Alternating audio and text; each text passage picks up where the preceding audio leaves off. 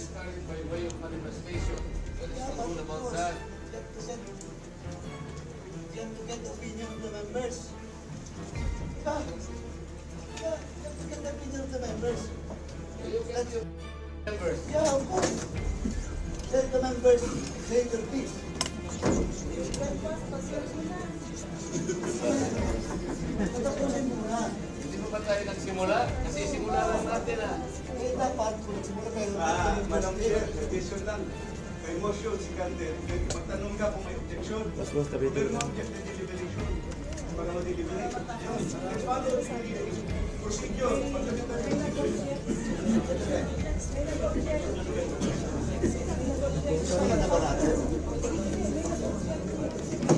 Oh, pag may objection, may deliberation tayo. Hindi po yun eh. Tinatanong kasi, sagutin ninyo, if this community has the right to discard a well-kept tradition, is this committee authorized to set aside the tradition?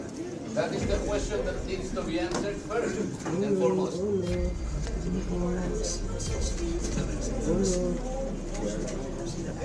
Pwedeng pindutin yung mic. Nagtatanong po ako ba? Incidental lang. Ako rin nag-incidental lang. Wala papasok sa mic natin. To you, a long-standing, time-honored tradition. Ang tinatanong ko po,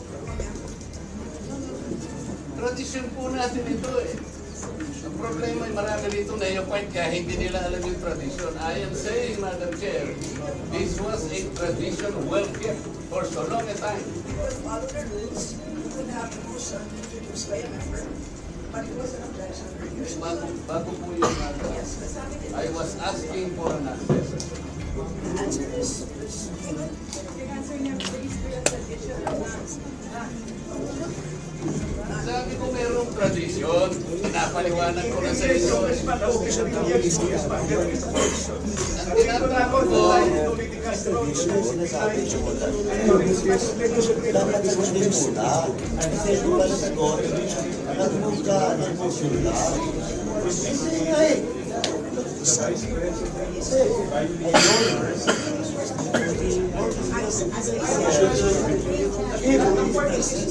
Excuse po. Opo. And it's extended at the start. At the start, it's extended before interpretation. This is required. Because the vision is suspended. And it is also introduced by a member, which will be parts of the tradition. So it's not a tradition. There's no such authorization to set it aside. magano'n na muna tayo para ma-record. Para ma-record. Di na kami dito. Record, sabi tayo pa nito.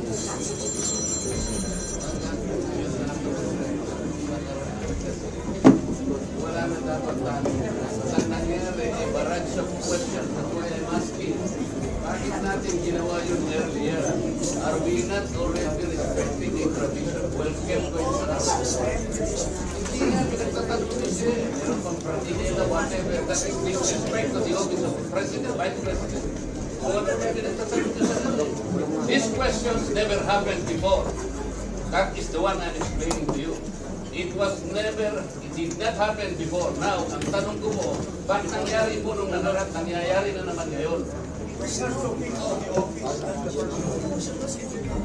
You may not like the person, you may not like her presence here, but you have to respect the office of the Vice President.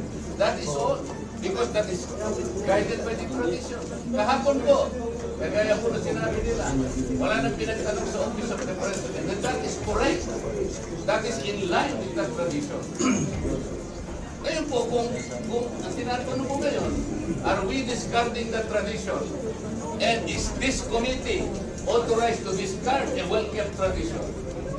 O kaya nga, then why are we intending to ask questions na naman at pinatawag nyo na naman kung sino-sino dito? That is why, kung hindi po kayo makakasagot, Madam, ang tinanong ko na sa inyo, I am now moving. Oh, may pratinela pa.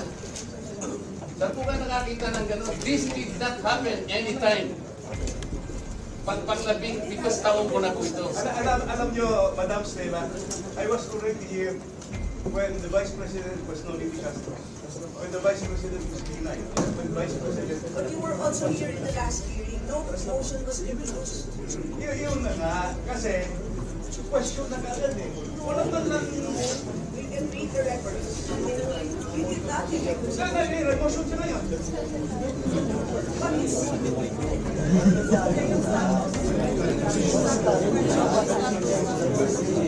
That is the manifestation of the Marcoleta, and it should be answered by the members. Motion, then after that, Marcoleta will want that motion. Hindi ba nga nasagot eh? Will we let just Marcoleta to speak?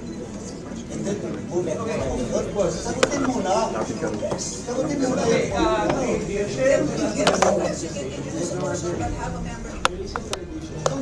or move a motion, parliamentary. The rulings of the chair form part of the procedure. So you have to answer the reason. Sagutin muna. Then saka mag-move.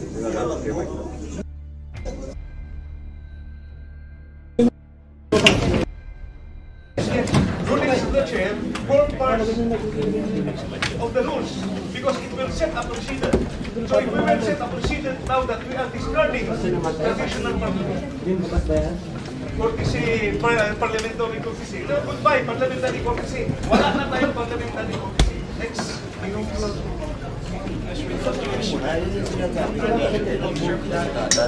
Dapat members answer your query or your manifestation. Then after that, Chairman ang tinatanong ko, pera naman dapat. Pero sasagot. The question is addressed to the chair. Why would the members answer that? they don't have the authority to speak. Kalokohan naman yung pinagsasabi. Why the chairman only speak? Di ba kami pwede salita? We are also members, we just the same. Dahil alam mo yun. Alam mo yun. Can the vice chair cannot answer your query if he has the answer? Pwede. Pinag-uusapan natin ang chairman ang sasagot. No. It is not only the Ba't chairman. magsasalita ng ganyan?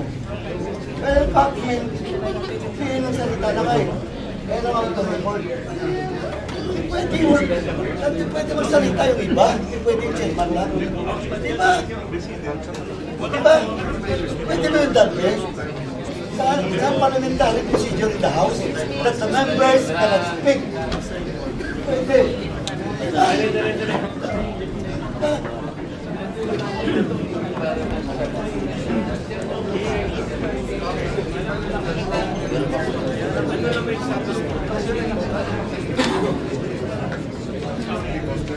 Okay.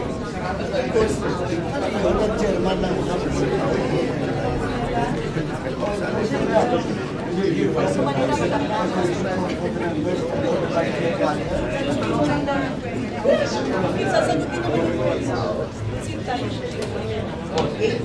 The hearing is to resume.